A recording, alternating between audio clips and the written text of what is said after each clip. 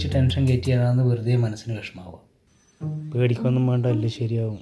സുഖേട്ടാ, ഞാൻ മരിച്ചുപോയാൽ നിങ്ങൾ വേറെ കല്യാണം കഴിക്കുമോ?